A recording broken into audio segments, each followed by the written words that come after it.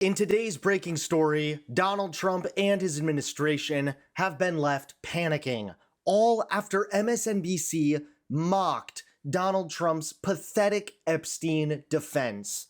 That's right, this Epstein issue is only getting worse. At this point, the entire nation has pretty much unified under one issue: release the files. It's getting so bad now that even victims of Jeffrey Epstein are speaking out and condemning Donald Trump. That's right, Epstein victims say the Trump administration's handling of the case adds to their anguish. 4 Epstein victims who spoke with NBC News say the Trump administration should be exposing any powerful men who shared Epstein's penchant for vulnerable young women, not putting the brakes on any future prosecutions. "You never really heal," said Daniel Bensky, 38, who was a budding ballerina when she said Epstein abused her 2 decades ago. And with what's happening now, it feels like we're being erased.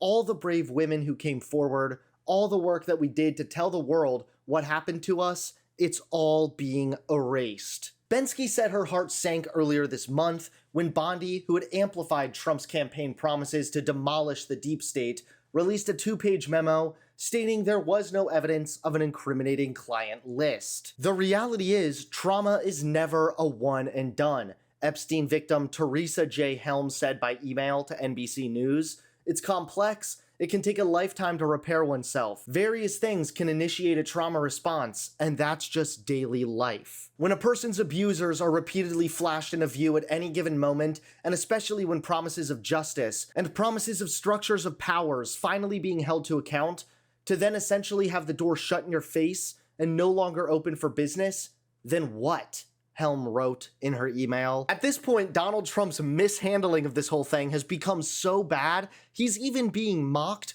internationally.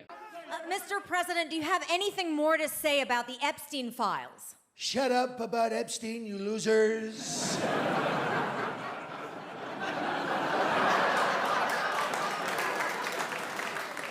Who cares? The Donald has always said and not said that there is and there isn't an Epstein file.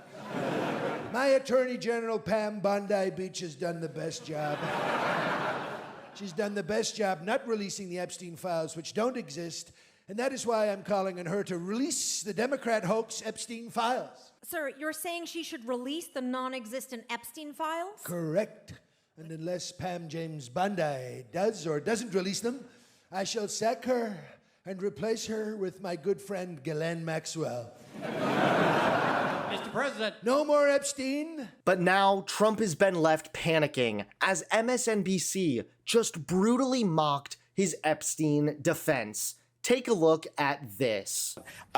The president is up and on his social media platform. I want to read to you what he has written. This involves the Jeffrey Epstein situation. "I have asked the Justice Department to release all grand jury testimony with respect to Jeffrey Epstein, subject only to court approval. With that being said, and even if the court gave its full and unwavering approval, nothing will be good enough for the troublemakers and radical left lunatics making the request.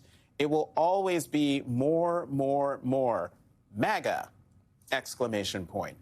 I don't even know where to begin with this, but as we've been discussing all morning long, grand jury testimony is secret and judges just don't release it. So your reaction to this, and what do you think the president is doing here by putting this out?